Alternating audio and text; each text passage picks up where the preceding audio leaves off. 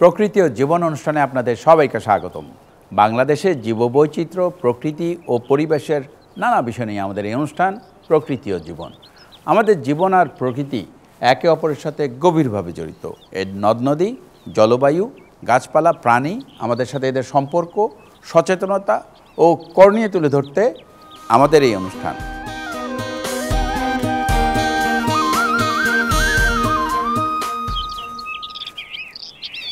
বাংলাদেশে মশাবাহিত রোগগুলোর মধ্যে ডেঙ্গু অন্যতম। প্রতি বছর অসংখ্য মানুষ এই রোগে আক্রান্ত হচ্ছে। এডিস মশার কারণে এই রোগ ছড়াচ্ছে। শহরাঞ্চলে এই রোগের প্রকোপ বেশি দেখা যায়। আমাদের আজকের পর্ব এডিস মশা ও ডেঙ্গু জ্বর নিয়ে। এ বিষয়ে আলোচনা করব অধ্যাপক ডক্টর কবিরুল বাশারের সাথে। তবে তার আগে চলুন দেখে আসি প্রকৃতি ও জীবন দলের এডিস মশা ও ডেঙ্গু জ্বর নিয়ে কিছু তথ্য ও চিত্র।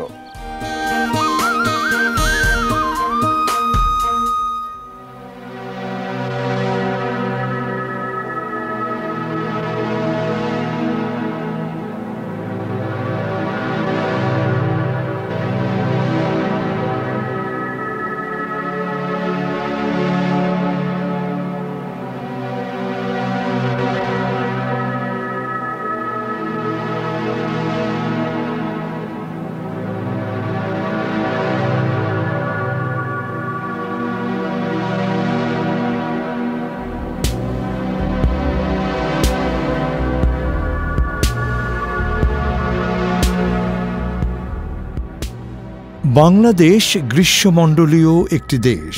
ভৌগোলিক অবস্থান, তাপমাত্রা, আর্দ্রতা, জলবায়ু সহ বিভিন্ন কারণে বাংলাদেশে মশার প্রকোপ লক্ষ্য করা যায়। সাম্প্রতিক বছরগুলোতে এদেশে বিভিন্ন ধরনের মশাবাহিত রোগের প্রাদুর্ভাব দেখা যাচ্ছে। এর মধ্যে এডিস মশা অন্যতম। এডিস মশার অনেকগুলো প্রজাতি রয়েছে। এগুলোর মধ্যে মূলত এডিস ইজিপ্টি প্রজাতির মশা বাংলাদেশে ডেঙ্গু রোগের জন্য দায়ী। সাম্প্রতিক সময়ে এডিস মশার প্রকোপ অনেক বৃদ্ধি পেয়েছে, যার ফলে ডেঙ্গু জ্বর মহামারীর আকার ধারণ করেছে। প্রাপ্তবয়স্ক এডিস মশা দেখতে অন্যান্য প্রজাতির মশার তুলনায় ভিন্ন। দেহে ও পায়ে সাদা কালো দাগ দেখে সহজেই এডিস মশা চেনা যায়। ডিম থেকে পূর্ণবয়স্ক মশায় পরিণত হতে 7 থেকে 10 দিন সময় লাগে। একটি পূর্ণবয়স্ক এডিস মশা 15 থেকে 40 দিন পর্যন্ত বাঁচে। স্ত্রী এডিস মশার ডিম উৎপন্ন করতে রক্তের প্রয়োজন হয়, তাই স্ত্রী এডিস মশাই মূলত মানুষ ও অন্যান্য প্রাণীর রক্ত পান করে।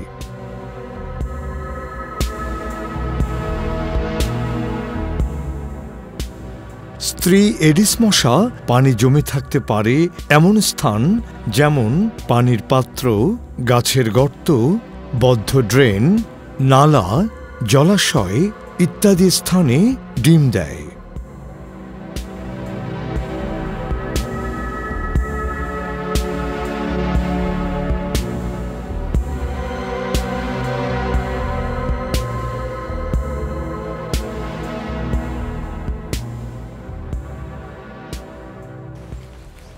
টিপটিপ বৃষ্টি হচ্ছে এবং এখানে বেশ কিছু পানি জমে রয়েছে। এই পানির কিন্তু একটি বিপদের কারণ যেখানেই এরকম জমা পানি থাকে তার মধ্যেই কিন্তু এই এডিস মশা তার ডিম পাড়ে।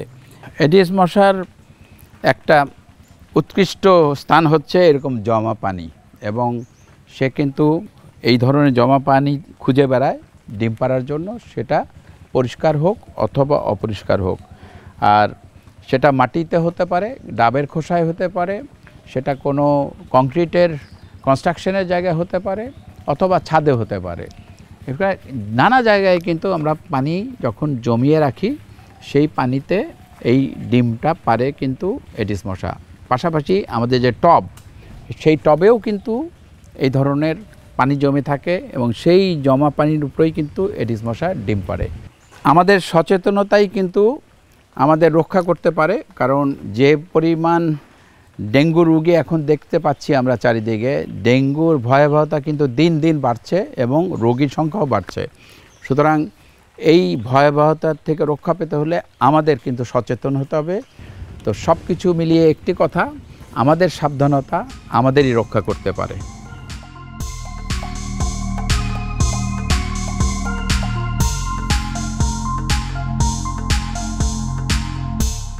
অত্যন্ত ক্ষুদ্রাকৃতির ডিমগুলো দেখতে কালচে বর্ণের।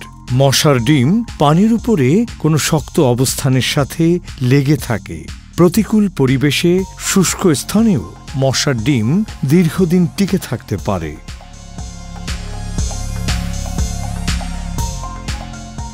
ডিম ফুটে লার্ভা বের হয় এবং পানিতেই থাকে।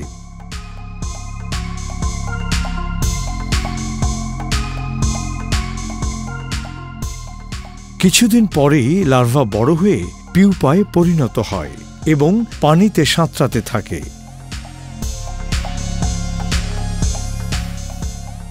পিউপা পরবর্তীতে পূর্ণাঙ্গ মশায় পরিণত হয়ে উড়ে যায়।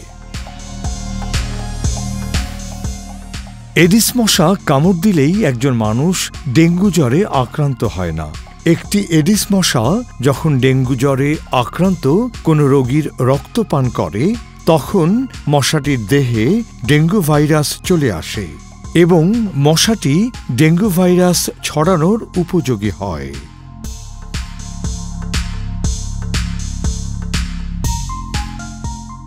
ডেঙ্গু ভাইরাসবাহী এ মশা কোনো সুস্থ মানুষকে কামড় দিলে সেই ব্যক্তি ডেঙ্গু রোগে আক্রান্ত হয়।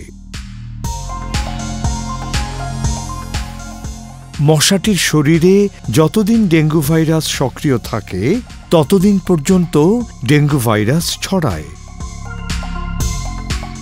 এছাড়া ডেঙ্গু ভাইরাস বহনকারী মা মশা যত ডিম পারে তার শতকরা ৫ থেকে ১০ ভাগ ডিমে ডেঙ্গু ভাইরাস থাকতে পারে।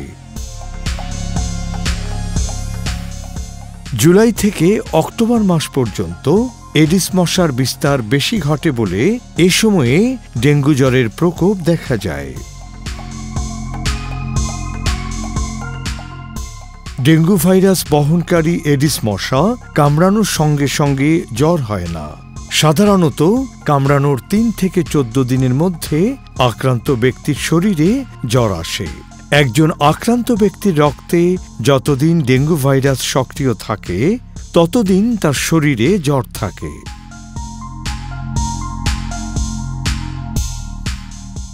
ডেঙ্গু রোগে আক্রান্ত হলে সাধারণত তীব্র জ্বরের পাশাপাশি সারা শরীরে প্রচণ্ড ব্যথা থাকে। পেট ও মাংসপেশিতেও তীব্র ব্যথা হয়। জ্বরের সাথে সাথে শরীর জুড়ে লালচে দাগ দেখা যায়। এর সাথে বমি বমি ভাব কিংবা বমিও হতে পারে। ডেঙ্গু জ্বর গুরুতর হলে রক্তে প্লাটিলেট বা অনুচক্রিকার সংখ্যা কমে যায়। চোখের কোনা, দাঁতের মাড়ি কিংবা নাক দিয়ে রক্তক্ষরণও হতে পারে। সঠিক সময়ে যথাযথ চিকিৎসা না পেলে ডেঙ্গু জ্বরে আক্রান্ত হয়ে মানুষের মৃত্যু পর্যন্ত হতে পারে। ডেঙ্গু জ্বরে আক্রান্ত হলে বিশ্রামের পাশাপাশি পর্যাপ্ত পানি ও তরল জাতীয় খাবার গ্রহণ করতে হবে এবং চিকিৎসকের শরণাপন্ন হতে হবে। ডেঙ্গু কোনো ছোঁয়াচে রোগ নয়, তাই আক্রান্ত ব্যক্তির সংস্পর্শে আসাতে কোনো বাধা নেই। এডিস মশা দমনের মাধ্যমেই ডেঙ্গু মহামারী প্রতিরোধ করা সম্ভব। বাংলাদেশ সরকার ডেঙ্গু প্রতিরোধে মশা নিধন কর্মসূচি বাস্তবায়ন করছে।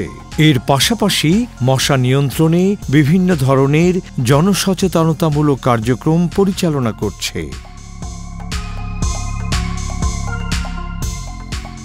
তবে এডিস মশা দমনে সকলের সক্রিয় অংশগ্রহণ প্রয়োজন। এডিস মশার বিস্তার রোধে বসতবাড়ির আঙিনা পরিষ্কার রাখতে হবে। পড়ে থাকা পাত্র, ফুলের টব পরিত্যক্ত টায়ার, প্লাস্টিক বোতল সহ যে কোনো উন্মুক্ত স্থানে জমে থাকা পানি নিয়মিত অপসারণ করতে হবে। পর্যাপ্ত ঔষধ প্রয়োগের মাধ্যমে প্রাপ্তবয়স্ক মশা ও লার্ভা ধ্বংস করতে হবে। এছাড়া ডেঙ্গু জ্বর থেকে রক্ষা পাওয়ার জন্য দিনে কিংবা রাতে ঘুমানোর সময় অবশ্যই মশারি ব্যবহার করতে হবে। জানালায় মশা প্রতিরোধক নেট ব্যবহার এবং স্প্রে কিংবা কয়েল ব্যবহারের মাধ্যমেও এডিস সহ অন্যান্য মশা থেকে নিরাপদ থাকা সম্ভব।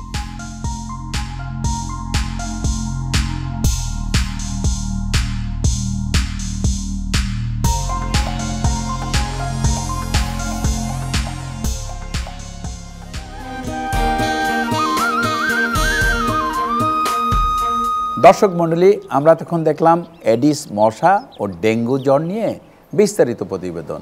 এবার কথা বলবো আমাদের আজকের অতিথি অধ্যাপক ডক্টর কবিরুল বাশারের সাথে। কেমন আছেন? ভালো আছি, আপনি কেমন আছেন? আমি ভালো আছি, তবে সময়টা ভালো না। এডিস মশা বা ডেঙ্গু জ্বর এ নিয়ে কিন্তু আমরা খুব বিব্রতকর একটি অবস্থায় আছি। আমাদের একটু বলবেন এই নিয়ে যে এর ভয়াবহতা এবং এর মূল কারণ কি? এই 20 বছরে এর চরিত্রগত পরিবর্তনটা কি হয়েছে? ধন্যবাদ আপনাকে, আমি চ্যানেল আইকে ধন্যবাদ জানাই। ডেঙ্গুর এই এপিডেমিক সময়ে মানুষকে সচেতন করার জন্য, রাষ্ট্রকে গাইড করার জন্য এরকম একটি প্রোগ্রাম আয়োজন করার জন্য আমি প্রথমেই আপনার প্রশ্নের উত্তরের আগে একটু বলতে চাই, এডিস মশা দেখতে কেমন? আপনার বা আপনার বাড়ির আশেপাশে বা আপনার গায়ে বা ঘরে যদি এমন কোনো মশা দেখেন যেই মশাটির গায়ে এবং পায়ে সাদা এবং কালো ডোরাকাটা দাগ আছে, দুটো জায়গায় থাকতে হবে। আচ্ছা, একটি মশা আছে আর্মিজেরিস মশা, এই মশাটি একটু বড়। এডিস মশাটা কিন্তু বড় মশা না। বড় মশা যেটা আছে এডিস মশার দেখতে প্রায় একই রকম, ওটার নাম হচ্ছে আর্মিজেরিস। ওটা শুধুমাত্র পেটে ডোরাকাটা দাগ আছে। আচ্ছা, সাধারণত কি যেই মশাটা আমরা বাসায় দেখি ওই সাইজটাই কি এডিস মশার সাইজ? ওই সাইজটাই এডিস মশার সাইজ। আচ্ছা, আর আর্মিজেরিস মশাটা বন জঙ্গল অঞ্চলে এই আর্মিজেরিস বা বড় মশাটা একটু বেশি হয়। আচ্ছা, এখন আমাদের চেনা দরকার আসলে এডিস মশা দেখতে কেমন। তার মানে গায়ে এবং পায়ে যদি সাদা কালো ডোরাকাটা দাগ দেখি, আমি কোনো মশা আমার ঘরে বা আমার বাড়ির আঙিনায়, তখন আমাকে নিশ্চিত হতে হবে যে আমার বাড়ি বা বাড়ির আঙিনাতে এই ডেঙ্গুর বাহক এডিস মশার প্রজনন হচ্ছে। এই এডিস মশার প্রজননটাকে আমাদেরকে বন্ধ করে দিতে হবে। আমাকে খুঁজতে হবে যে এমন কোনো জায়গাতে এই পাত্রে পানি জমা আছে কিনা, বা আমার বাড়ির আঙিনাতে কোথাও কোনো জায়গায় পানি জমা আছে কিনা যেখানে এডিস মশার যে লার্ভা আমরা প্রতিবেদনে দেখলাম, এই লার্ভার মতো কোনো পোকা নড়াচড়া করছে কিনা। যদি করে তাহলে সেই পাত্রটিকে ফেলে দিতে হবে, তাহলেই আমরা এটা থেকে মুক্ত থাকতে পারবো। এবার আপনাকে বলি, আপনি যেই প্রশ্নটি করছিলেন যে এই 20 বছর ধরে বাংলাদেশ, আমি বলবো 20 না, 2000 সাল থেকে এখন 2024 সাল, প্রায় 25 বছর আমাদের। এই 25 বছর ধরে আমরা কিন্তু প্রতি বছরই কম বেশি ডেঙ্গু নিয়ে ফাইট করছি, কিন্তু আমরা এই ডেঙ্গু থেকে বাঁচতে পারিনি। যেটা আমাদের পার্শ্ববর্তী শহর কলকাতা কিন্তু সফলভাবে তারা এই ডেঙ্গু থেকে নিজেদেরকে রক্ষা করতে পেরেছে। এটা আমাদের দুর্ভাগ্য, আমরা পারিনি। এডিস মশার যে আচরণ আপনি যেটা প্রশ্নটি করছিলেন, এটা নিয়ে দীর্ঘদিন ধরে আমি গবেষণা করছি।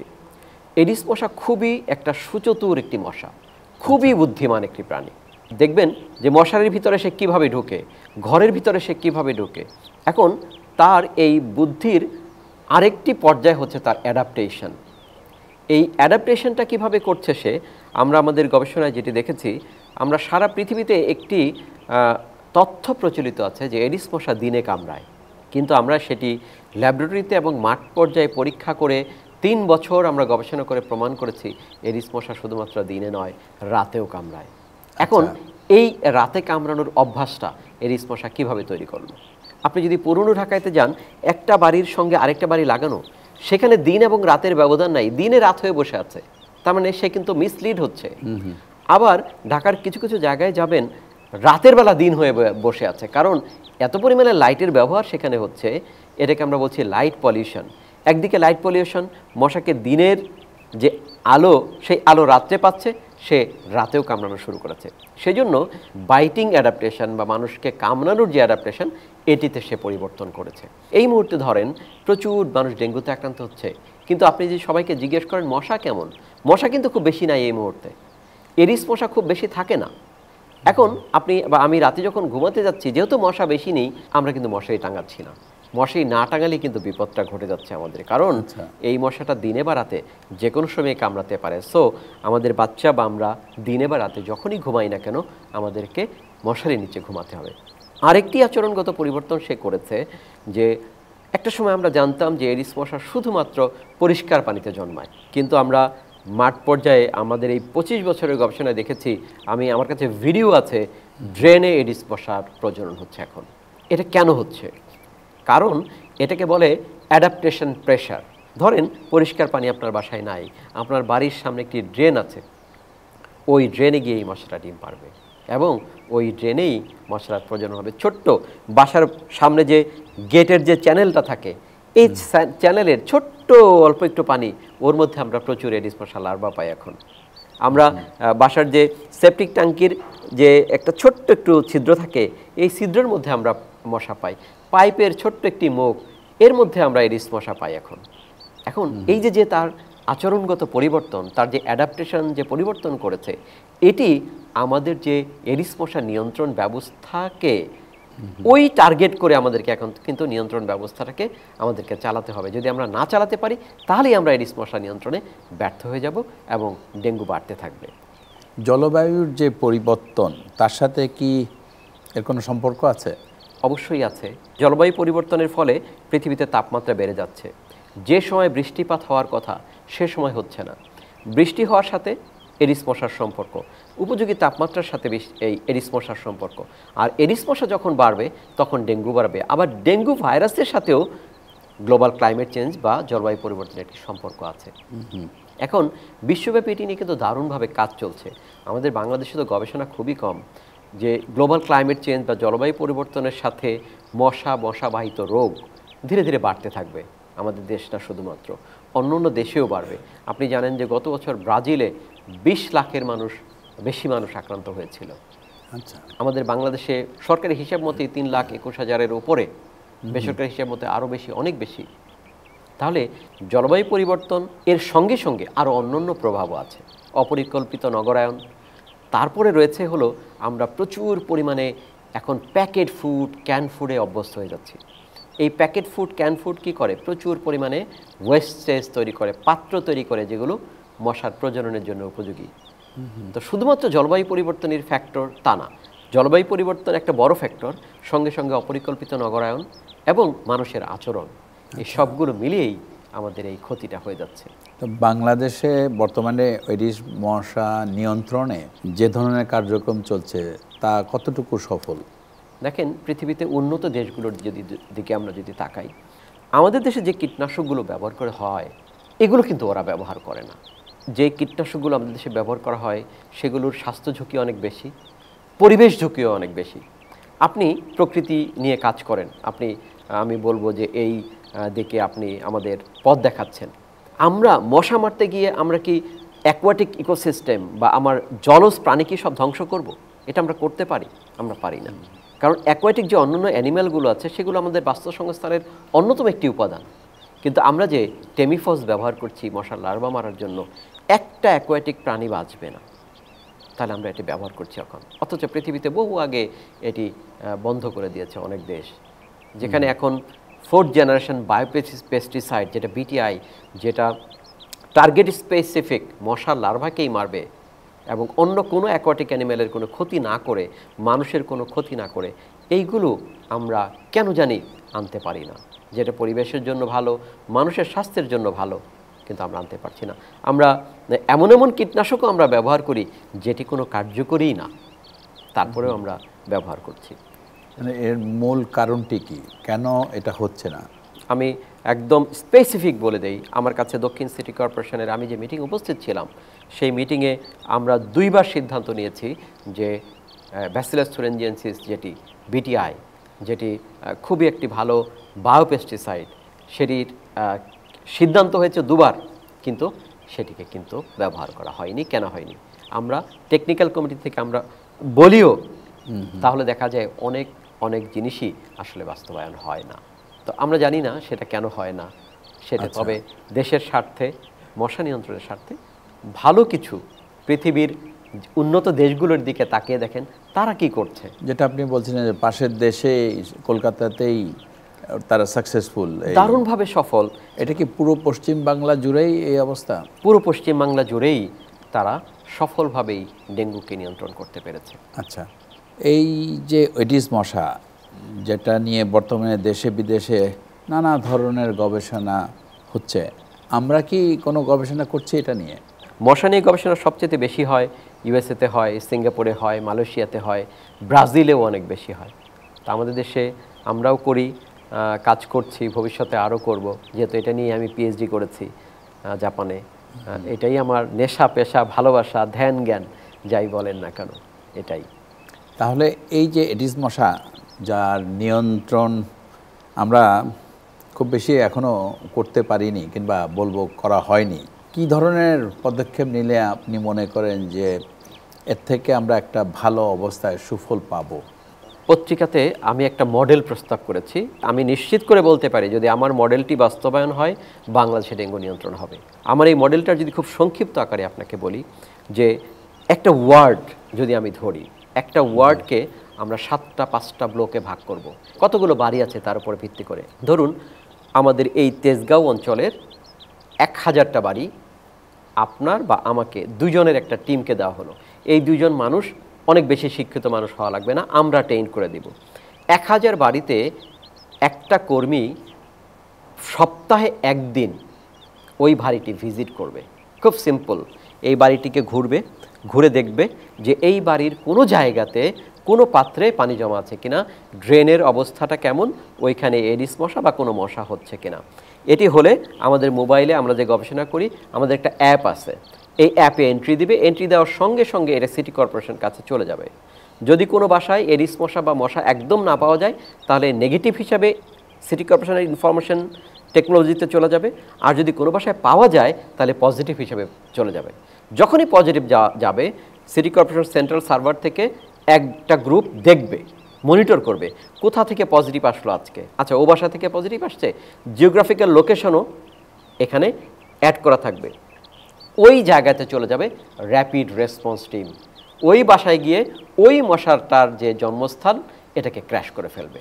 মানে একদিনের মধ্যেই ওইটা সমাধান করে আবার সে মোবাইলে এন্ট্রি দিবে, ডান মানে ওখানে মশাটাকে নিয়ন্ত্রণ করা হয়ে গেছে।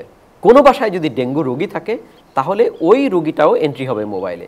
ওই রোগীটার রেগুলার ট্রিটমেন্ট এবং তার খোঁজ খবর নিতে হবে। ওই রোগীর মাধ্যমে যেন নতুন কোনো রোগী আক্রান্ত না হয় সেটিকে নিশ্চিত করতে হবে।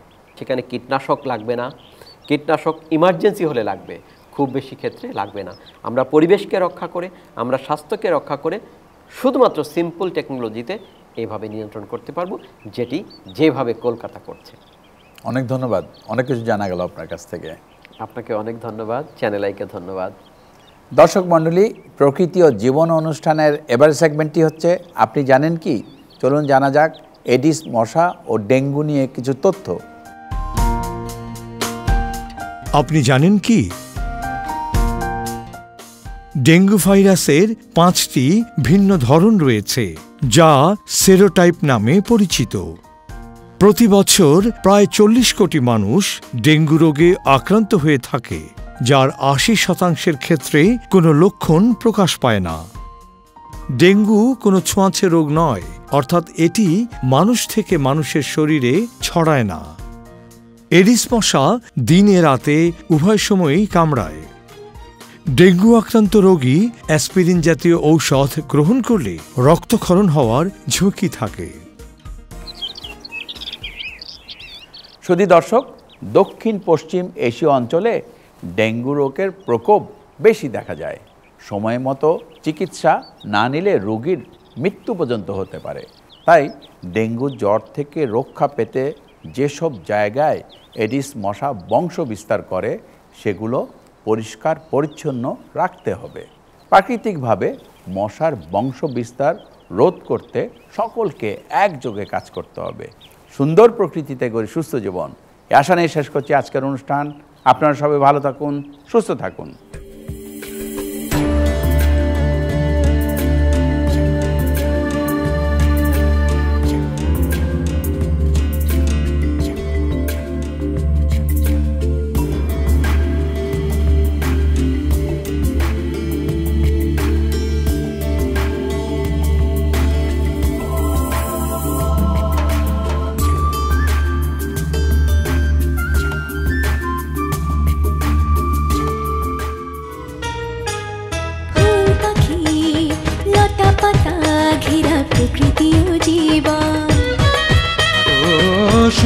পৃথিবী মায়াময় প্রকৃতি বাসবো ভালো সারাক্ষণ।